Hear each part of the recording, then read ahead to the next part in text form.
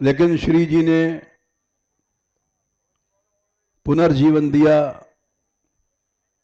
क्योंकि वो चाहती थी कि यात्री लोग हमारी मंगल कामना कर रहे थे, तो उनकी बात श्री जी ने सुनी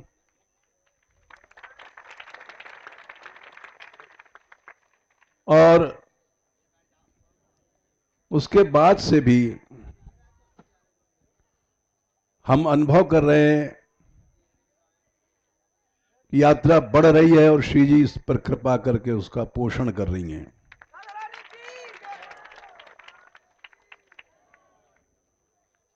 इस बार यात्रा इतनी बढ़ी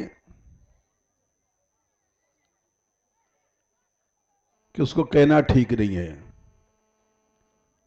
सब श्री जी पूरा कर रही हैं। हमें भी आश्चर्य है।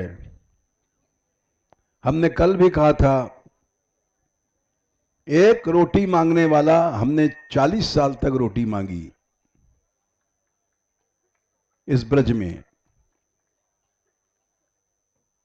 60 साल से ज्यादा हो गए हमको। और जिसके पास कोई साधन नहीं,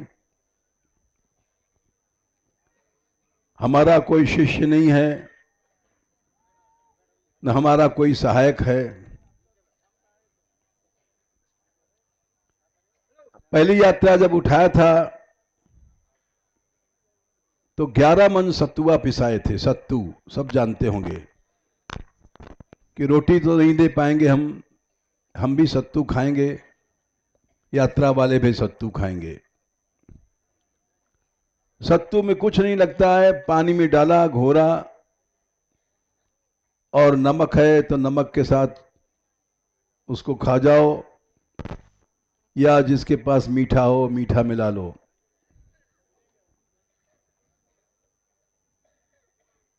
उधार लेकर के 11 मन सत्तू बनवाया गया था और उधार भी चुक गया। उस साल न कोई दरी थी, न कोई तंबू था, न लाइट थी, न बैठने की कुछ नहीं था। ऐसे ही चल पड़े थे। कीर्तन अवश्य था। कीर्तन हमने कहा हरि नाम होता रहेगा तो अवश्य कृपा मिलेगी। ये सारा चमत्कार हरि नाम का है। 11,000 रुपए ऋण लिए गए थे, कर्ज, और वो ऋण भी चुक गया, यात्रा भी हो गई पूरी। तो हमने हिम्मत किया कि भाई अब यही करेंगे, पैसा नहीं लेंगे। जब इस साल श्री जी ने पार कर दिया तो आगे भी प्यार करेंगे। इसी विचार से फिर उठाई गई परिक्रमा, और हर साल श्री जी पार कर देती थी। इससे हमारी हिम्मत बढ़ती थी। कोई बैंक बैलेंस नहीं, कुछ नहीं मानगढ़ में, न कोई इनकम है, न कोई चढ़ावा है, लेकिन हर साल श्री जी पार कर देती हैं। इस साल भी हमने सोचा था कि चाहे कुछ हो जाए, किसी को लौटा लेंगे नहीं। यात्री सब भगवत स्वरूप हैं। ये आए हैं, कृष्ण कृपा से आए हैं।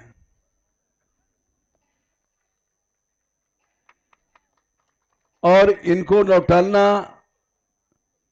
ये पाप है। चाहे 10 दिन पहले आ जाओ, चाहे 10 दिन पीछे जाओ, किसी को लौटाना नहीं गया, मना नहीं किया गया। बहुत दूर दूर से लोग आते हैं,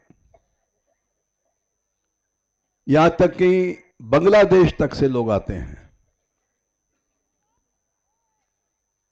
इंडिया के बाहर से लोग आते हैं।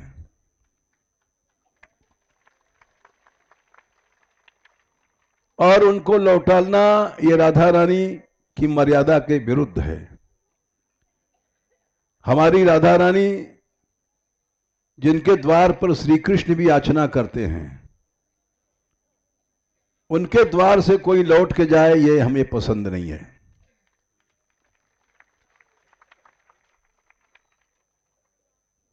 आज भी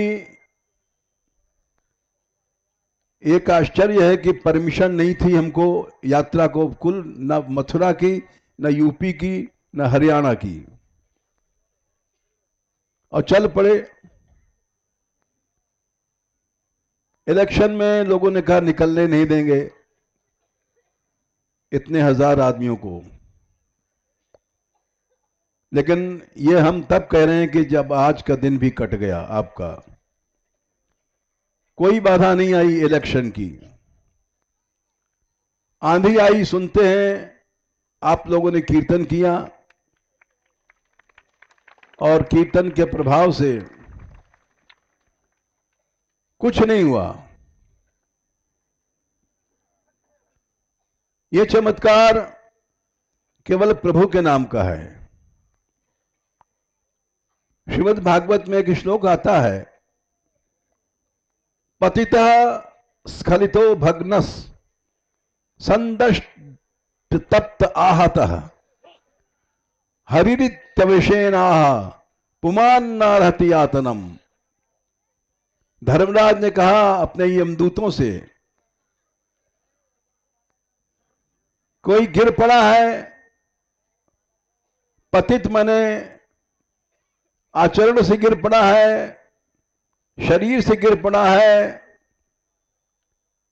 स्खलितः संदष्टः, सर्प ने काट लिया, तप्त जल गया।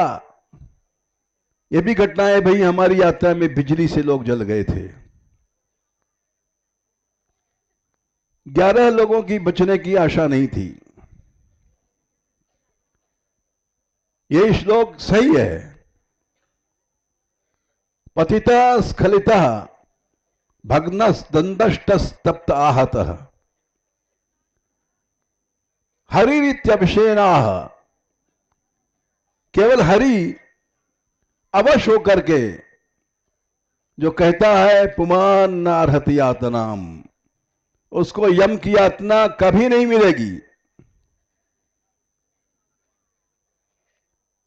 आप लोगों ने कीर्तन किया तो तूफान चला गया। यह हरि नाम का प्रभाव है। यात्रा चल रही है, हरि नाम का प्रभाव है। आप लोग कीर्तन करते हैं, बोलो हरे कृष्ण कृष्ण कृष्ण हरे हरे, हरे कृष्ण कृष्ण कृष्ण हरे हरे, हरे राम राम राम हरे हरे, राम राम राम हरे हरे। ये इसी का चमत्कार है। नहीं तो हम तो दुनिया के सबसे गरीब आदमी हैं, रोटी मांग के खाने वाले हैं। हमारे यहां जितने साधु हैं वो रोटी मांगते हैं, मधुकरी। बच्चे हैं, जाने कौन पालन पोषण कर रहा है। 250 से ज्यादा बच्चे हैं छोटे छोटे, वो भक्ति करते हैं। लड़कियां हैं सैकड़ों, आप देखते हैं। जाने कौन पालन कर रहा है, हमें पता नहीं। कई सौ आदमियों का भोजन, इनका कपड़ा, वस्त्र, दवाई, दूरी, और हमें पता नहीं कौन कर रहा है। इसलिए हमने बातें कही कि आज आशा थी, परमिशन नहीं है, चुनाव है, बहुत सी बाधाएं हैं, लेकिन सब बाधाएं दूर हो गई। इसलिए हमने आपको 4 शब्द कहे।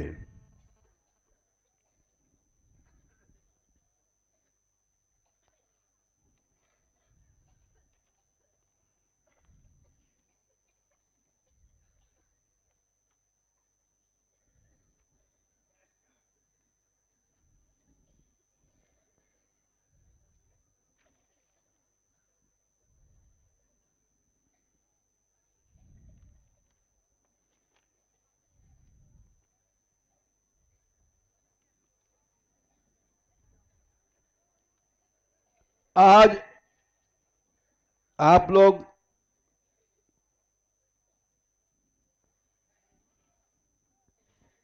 नागल जाट से चले थे।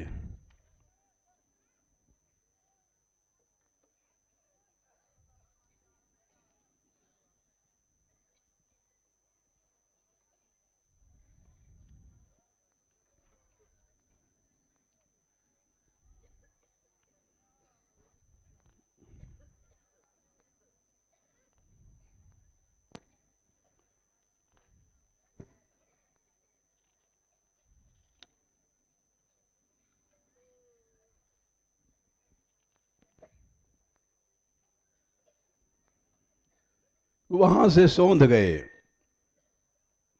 सोंध के भीतर तो नहीं गए, क्योंकि इलेक्शन हो रहा है। पुलिस रोकती, इसलिए निर्विघ्न आप लोग चले आए। सोंध को हम प्रणाम करवा देते हैं।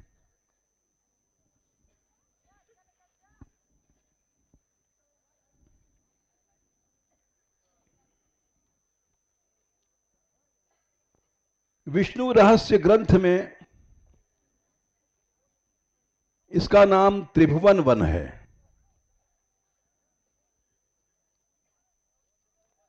यह बहुत महत्व का वन है। क्यों है, अभी हम आपको बताते हैं।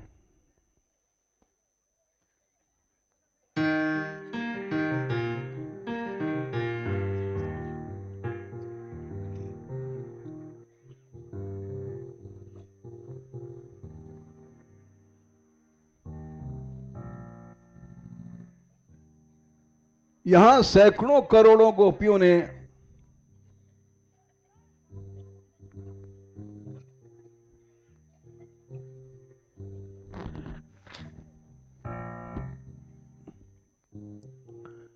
उत्सव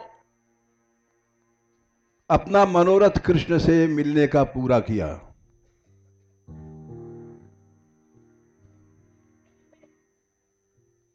उस वन को प्रणाम कीजिए।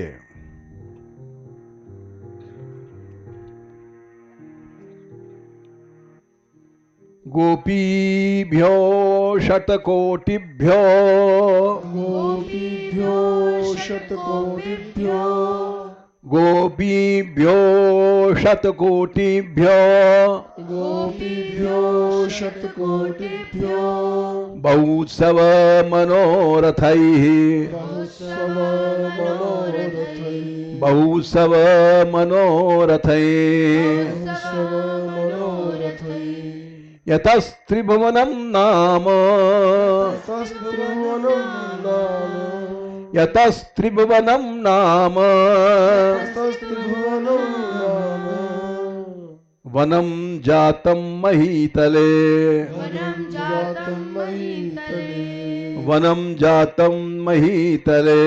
वनं जातं महीतले। उस वन को हम प्रणाम करते हैं जिससे त्रिलोकी का मंगल होता है और जो कलाओं का निधि है, धन धान्य आदि देने वाला है, उस वन को प्रणाम करो। नमस्त्रैलोक्य सौख्याय नमस्त्रैलोक्य सौख्याय नमस्त्रैलोक्य सौख्याय नमस्त्रैलोक्य सौख्याय मंगलो सब हेतवे, मंगलो सब हेतवे, मंगलो सब हेतवे, मंगलो सब हेतवे, कलानां निधिये तुभ्यं, कलानां निधिये तुभ्यं, कलानां निधिये तुभ्यं, कलानां निधिये तुभ्यं, धन धान्यादिदायक, धन धान्यादिदायक।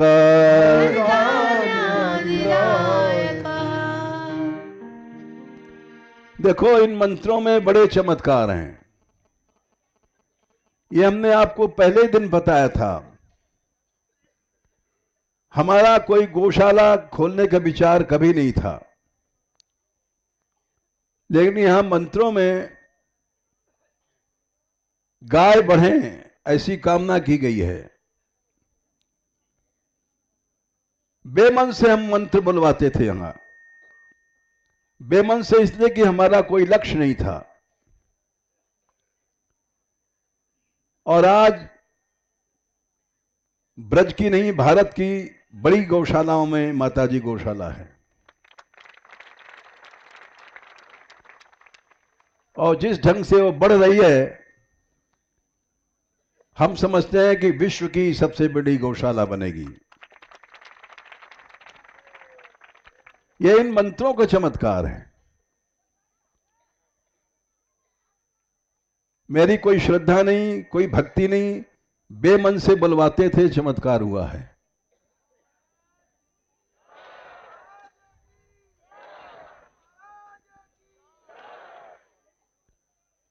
वहां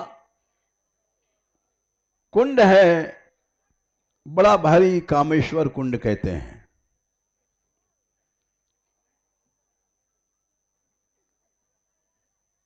उसको भी प्रणाम करो। काम्यो सब पूर्णाय, काम्यो सब पूर्णाय, काम्यो सब पूर्णाय, काम्यो सब पूर्णाय, मंगलो सब हेतवे, मंगलो सब हेतवे, मंगलो सब हेतवे, मंगलो सब हेतवे, धन धान्य सुखोत्पत्ति, धन धान्य सुखोत्पत्ति, धन धान्य सुखोत्पत्ति, धन धान्य सुखोत्पत्ति, सौख्य रूपाय ते नमः, सौख्यरूपाय ते नमः, सौख्य रूपाय ते नमः। सौख्यरूपाय ते नमः। ये सभी अक्षर मंत्र के सही हैं। धन धान्य सब बढ़ता है। ये मान मंदिर सबसे गरीब था, डाकुओं का अड्डा था, टूटा मंदिर। और इन मंत्रों के प्रभाव से अब इसमें ऐसी शक्ति आ गई है कि आप देखे नहीं कितने यात्री चल रहे हैं, आप देख रहे हैं कितने स्थल बनाए जा रहे हैं। पहाड़ों की रक्षा भाई आप देखते हैं, बड़े बड़े ऐसे काम हो रहे हैं इन मंत्रों के कारण से। और जिस काम को मान बिहारी लाल ने अपनी कृपा से शुरू करवाया वो पूरा अवश्य होता है। पहाड़ों की लड़ाई 40 साल 45 साल के बाद पूरी हुई। अब देखना है यमुना जी की लड़ाई कितने दिन में पूरी होती है। अवश्य होगी।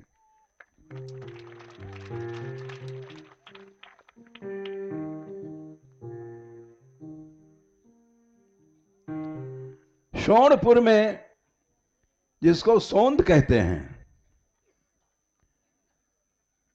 सोंध का पूरा नाम है शोणपुर।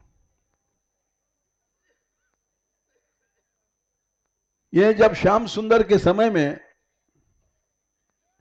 शोणपुर का नाम अपभ्रंश माने बिगड़ते बिगड़ते सोनहद बना, और सोनहद से बिगड़ते बिगड़ते सौंध बन गया। द्वापर में इसका नाम शोणपुर था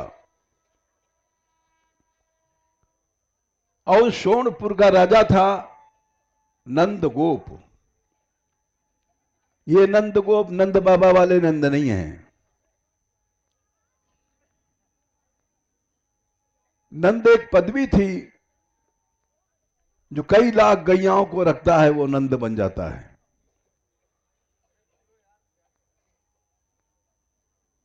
और हम ये नहीं कह सकते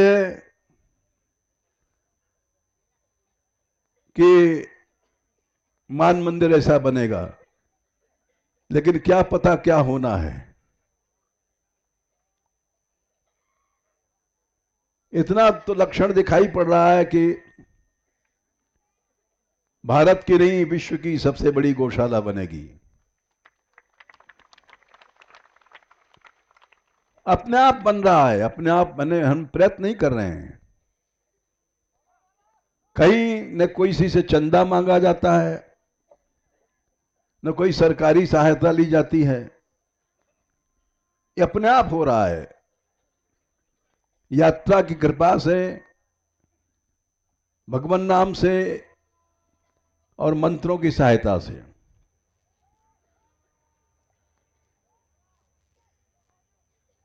महाराज नंद जो यहां के राजा थे शोणपुर में, ब्रजे शोणपुराधीशो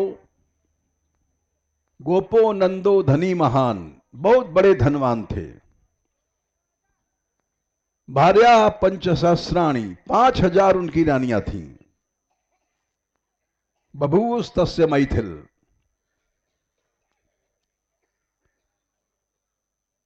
ये नंद बड़े धनधान, 5000 रानियां थी, जिनसे हजारों गोपियां प्रकट हुईं।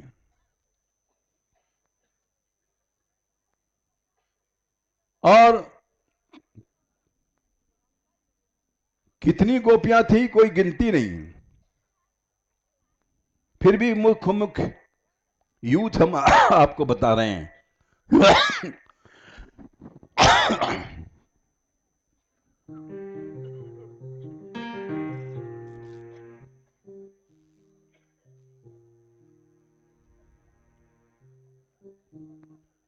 लक्ष्मी जी की सहचरियां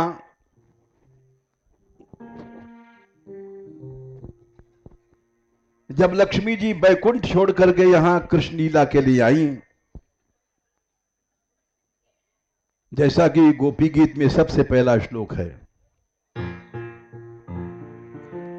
जयति तेधिकौ जौमना ब्रजा,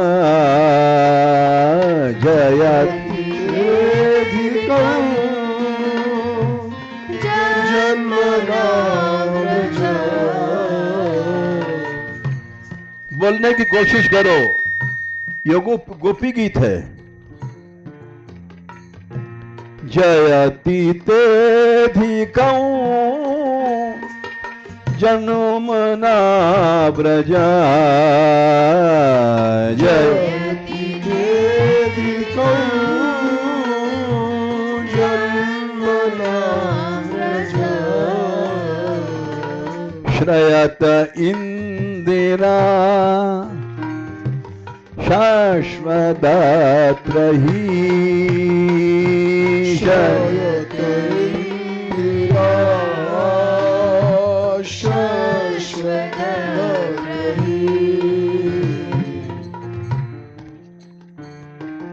श्रयत इंदिरा शाश्वतत्रही, श्रयत इंदिरा शाश्वतत्रही।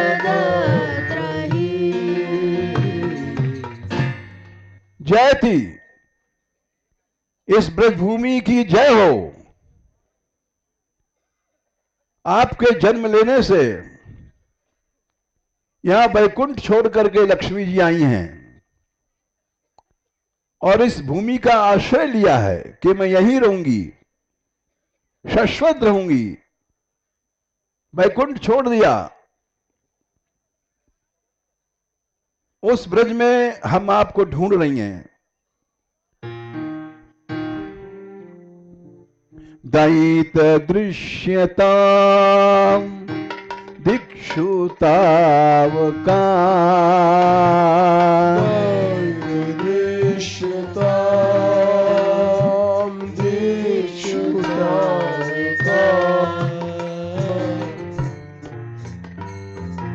दयित दृश्यता दिक्षुतावका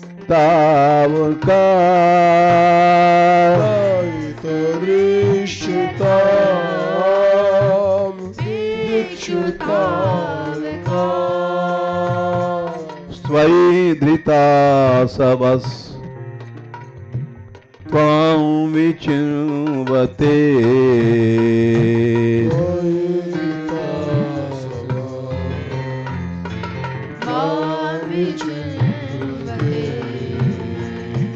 त्वयि धृता सबस त्वां विचिन्वते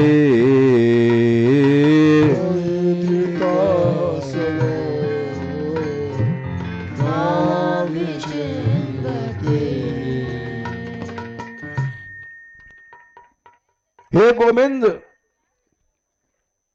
तुम्हारे जन्म लेने से ही ब्रज ऐसा विजय को प्राप्त कर रहा है। वैकुंठ छोड़ करके लक्ष्मी जी आई हैं और इस रज का आश्रय लिया है। बोले शाश्वत सदा के लिए आश्रय लिया है। और हम त्वयि धृता स्वः, तुम्हारे लिए प्राणों को धारण कर रही हैं। क्यों? त्वं विचिन्वते, हम आपको ढूंढ रही हैं। इसी भाव से परिक्रमा करनी चाहिए भाई। हरिनाम करते जाओ और सोचते जाओ, ढूंढते जाओ कृष्ण कहां है, किस लता में है। अवश्य मिलते हैं, किसी न किसी रूप में मिलते अवश्य हैं। आपको हमने पहले दिन सुनाया था माधवेंद्रपुरी जी की घटना, लोकनाथ जी की घटना कि प्रभु मिले और वो पहचान नहीं पाए। प्रभु बालक के रूप में आए, चले गए। सनातन जी को मिले बालक रूप में, पहचान नहीं पाए, दूध दे के चले गए। माधवेंद्रपुरी जी को मिले, मिलते अवश्य हैं। जब महाप्रभु जी आए थे, ब्रज में भ्रमण किया था उन्मत्त आवेश में। यहां के मयूर, यहां के पशु पक्षी, हिरण सब उनके साथ साथ घूमने लग गए थे।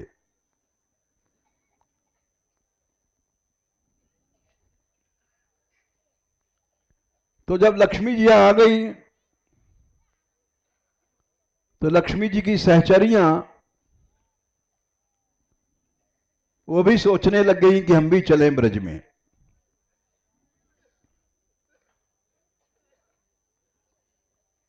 और वे आकर के यहां गोपी बनी। इसी सोंद में नंद महाराज, जिनके 5000 रानियां थीं, उनकी लड़कियां बनी। और फिर लड़कियां बनने के बाद वो गोपी बनी और श्री कृष्ण से मिलन हुआ, रास की प्राप्ति भई। इसलिए लिखा है कि लक्ष्मी की सहचरियां आई और वैकुंठ, कई वैकुंठ हैं। एक रमा वैकुंठ है, वहां भी लक्ष्मी जी की सहचरियां जितनी थी वो भी आईं, यही जन्म लिया। रमा वैकुंठ वासन्य श्री सख्योपि समुद्रजाह। समुद्र से जो लक्ष्मी की साथ प्रकट भई थी वे भी आई, यहां गोपी बनी। इसके अलावा एक ऊर्ध्व वैकुंठ और है, ऊर्ध्व वैकुंठ वासिन्यस तथा अजित पदाश्रिता। वो केवल भगवान नारायण के पास रहती थी, लक्ष्मी जी के पास सर। वे भी आई, यहां गोपी बनी, महाराज नंद की पुत्रियां बनी।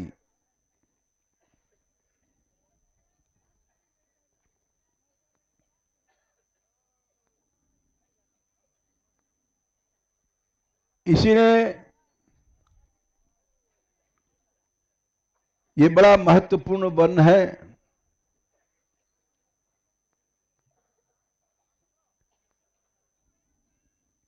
जाने कितने युगों से चला आ रहा है। और जब धन्वंतरी अवतार हुआ था, 8वें स्कंद में आपने पढ़ा होगा, अमृत मंथन हुआ, समुद्र को मथा गया और उसमें धन्वंतरी जी प्रकट भये। धन्वंतरी जी भगवान के अवतार हैं, अमृत का कलश लेकर के प्रकट भये।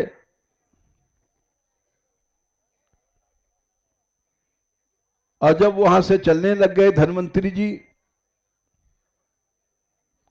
तो जो औषधियां, देखो एक बात और समझ दें, संसार में चर और अचर दो प्रकार के जीव हैं। चर तो हम लोग हैं, अचर में पेड़ पौधे ये सब हैं, ये भी जीव हैं।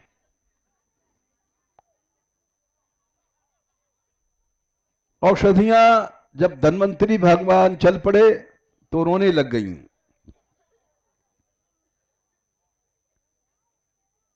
बोले आप तो जा रहे हैं, हम यहां कैसे रहेंगी। समुद्र में भी औषधियां रहती हैं, जमीन पर भी रहती हैं। जब रोने लग गई तो उनको करुणा आई धन्वंतरी भगवान को, भगवान के अवतार हैं धन्वंतरी। बोले तुम रो नहीं, तुमको दिव्य उत्सव मिलेगा, रास में तुम्हारा प्रवेश होगा।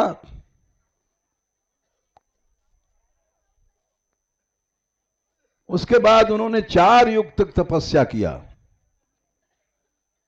44 लाख हजार वर्ष तक उन्होंने तप किया औषधियों ने। 44 लाख, समझ रहे हो कि नहीं।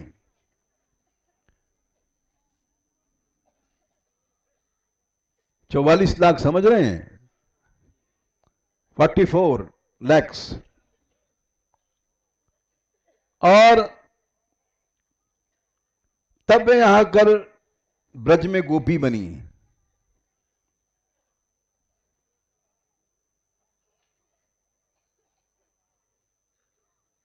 और कौन सी यहां आई, मत्स्यावतार, जब भगवान ने मत्स्य रूप धारण किया था,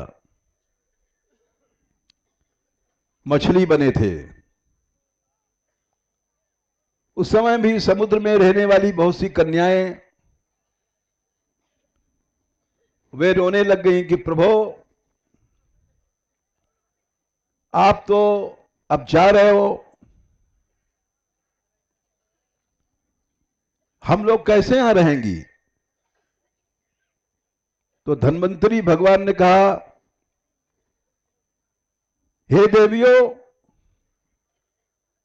तुम सब चलो ब्रज में, हम प्रकट होंगे और ब्रज में चलो गोपी बनो। जाने कितने युगों से ये सब आ रही हैं इकट्ठे हो करके। वे भी यहां करके नंद जी की कन्या बनी, सब गोपियां।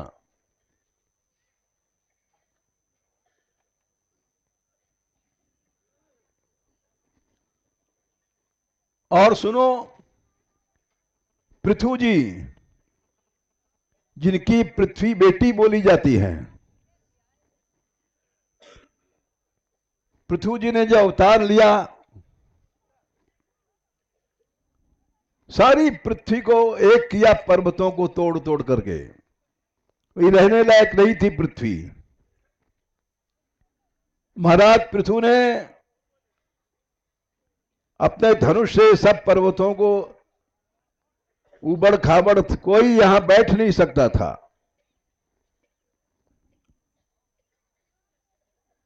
वो जब प्रकट भय थे, तब जितनी मोहित भई थी उनके रूप को देख करके, वे अत्रि ऋषि के पास गईं और उन्होंने कहा कि हम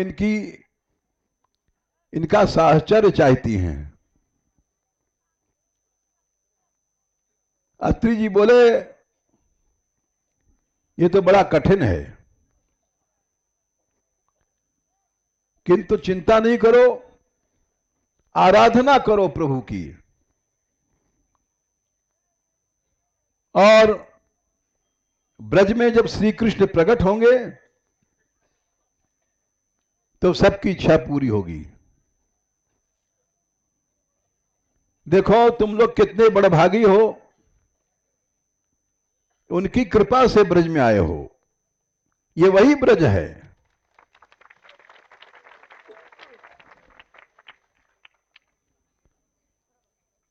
और तुम लोगों की दया से हमारा पुनर्जन्म हुआ है।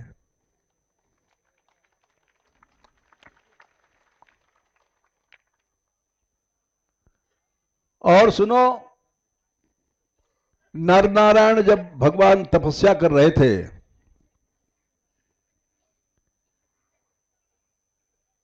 तो अप्सराएं गई थी इंद्र की आज्ञा से उनको मोहित करने के लिए। इंद्र को डर लग जाता है कि हमारी गद्दी न चली जाए, तो उन्होंने अप्सराओं से कहा, जाओ तुम नर नारायण की तपस्या नष्ट करो। भोग से तप नष्ट हो जाता है।